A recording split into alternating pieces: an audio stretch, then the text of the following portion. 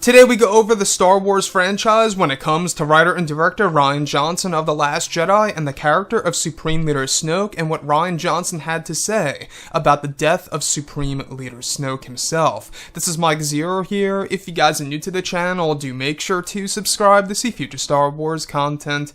Now, before I get to today's subject, I really wanted to just say this right here, right now, is that Snoke as a character in The Last Jedi is a character that really grew on me. Yes, we got a glimpse of him in The Force Awakens in the form of a hologram before Kylo Ren and Hux, but in The Last Jedi we finally got to see him in the flesh on his throne, in his throne room, besides his Praetorian guards. And this is the one thing that I really liked about Snoke. He seemed very intimidating. How the whole entire throne was essentially all red curtains. That is one great way of intimidating either your apprentice or anybody else stepping into that room. Now, what I really want to go over is Rian Johnson's motivation to killing off Supreme Leader Snoke and what he had to say. Now, as we went over yesterday, Rian Johnson's response, once again, to the death of Luke Skywalker. If you guys want to go ahead and check that one out, it will be linked below if I remember to do so, but nonetheless, it's on there. But looking at what Rian Johnson had to say and his motivation for killing Supreme Leader Snoke, whether you guys agree or disagree with that character being killed off so early on in the trilogy, this is what Rian had to say. So he states, "When I was working on the character of Kylo, I came to a place where I thought the most interesting thing would be to knock the shaky foundation out from under him at the beginning of this movie." Johnson said, "By the end of this film, he's gone from being a wannabe Vader to someone who is standing on his own feet as a complex villain, taking the reins." Now, Johnson also continued to say, "A really good setup going into the next movie. But then the question is, what place would Snoke have at the end of that?" Johnson said. "That made me realize the most interesting thing would be to eliminate that dynamic between the Emperor and pupil, so that all bets are off going to the next one. That also led to the possibility of this dramatic turn in the middle, which could also be a really powerful connection between both Kylo and Rey." So let me know what you guys think about Rian Johnson's motivation to killing off Supreme Leader Snoke. Now, I will say this. In every scenario, we've seen an example of the apprentice killing the master. It ultimately happens. It's pretty much inevitable. You see this mentioned in the prequel trilogy where Palpatine hints to Anakin Skywalker that he killed his own master, Darth Plagueis. And Darth Plagueis is indeed canon in the Disney era. Now, looking at the original trilogy, we see Darth Vader essentially sacrifice himself by throwing the Emperor down that reactor shaft.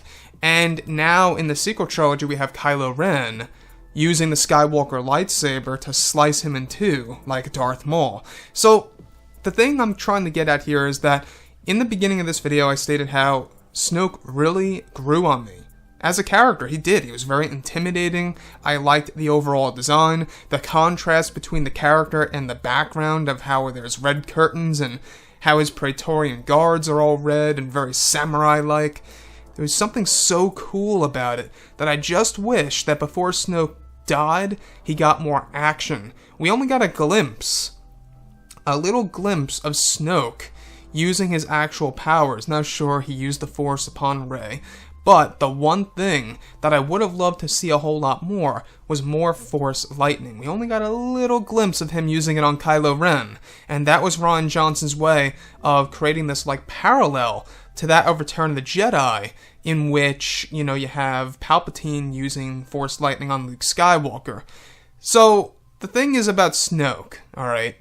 With The Force Awakens, you know, we only got little glimpses of him here and there, and even Rian Johnson had to say, you know, that Snoke was this character that is his own character, that he's not really connected to anybody that we know of, that he's not Darth Plagueis, he's not this, he's not that, he is his own character.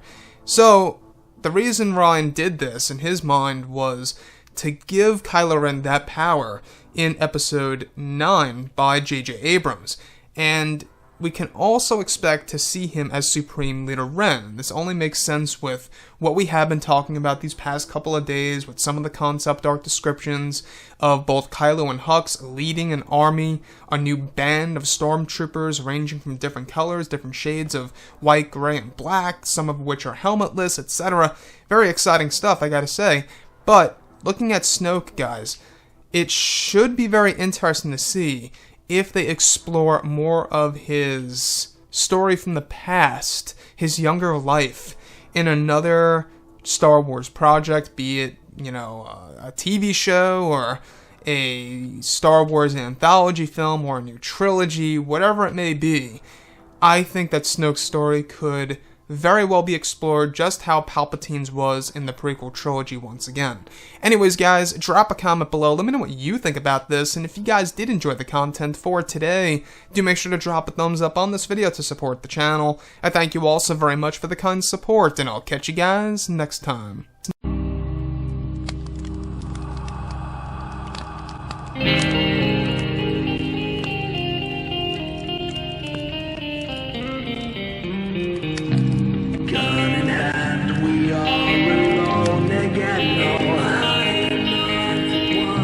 From night to moon.